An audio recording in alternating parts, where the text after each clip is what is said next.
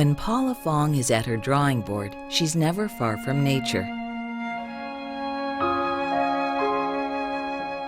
Part of that is because she lives up on a hill outside of the tiny town of Talent in southern Oregon. The other reason Paula is close to nature is that the environment is what Paula knows and loves best, and therefore paints.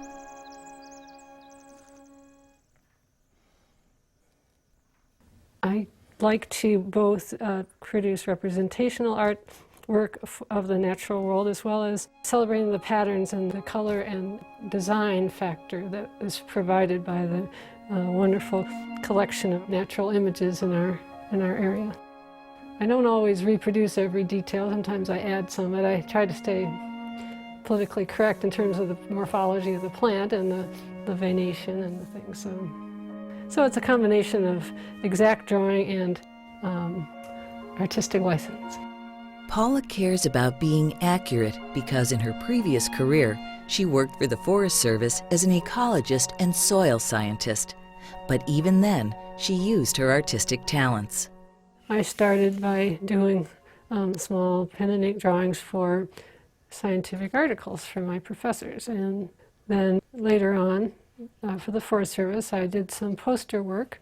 And it was about 14 years ago that I decided to switch my priorities around and made artwork my major profession. Paula expanded from pen and ink to watercolor, though she generally uses what's called a dry brush technique, without a lot of water to make the colors flow. First, I stayed away from the really wet techniques, and I fought for control, and I was doing mostly representational art that required accuracy and very little embellishment. And then over time, I took back the control of the subject matter and the detail, and I started using more water and less representation, and it's an ongoing process. After working on posters and trail signs that required her work to very accurately depict nature, Paula's style began to change, to be as much about the overall design as the actual object of nature.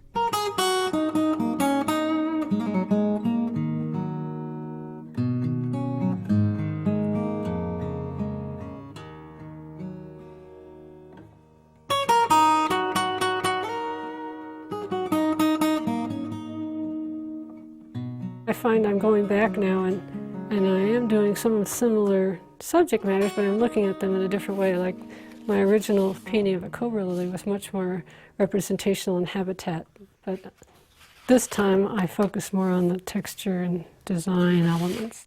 Paula sells her original works and makes prints and cards, which are very popular. I sell cards quite a bit, and I keep wondering whether the public is still writing cards and notes these days, but a lot of my sales when I do shows are from cards. People are still buying cards, I'm happy to say. I've evolved into somewhat of a mushroom artist, and I find that my target audience attends mushroom festivals, which are very popular in Oregon and Washington and California in the fall. Paula says she was never encouraged to be an artist, so she took the scientific track instead. But now she has the best of both worlds, painting what she loves and celebrating the environment she studied and worked in for so many years. I think it's a very logical progression. Maybe not logical in the sense of switching from one to the other, but the combination I think is logical because there's so much inspiration you can get from nature, and to present nature artistically I think is both in and of itself valuable, but also a good way to introduce people to the environment around them, some of the details that they don't always see, and remind them that there's a lot out there that they could enjoy.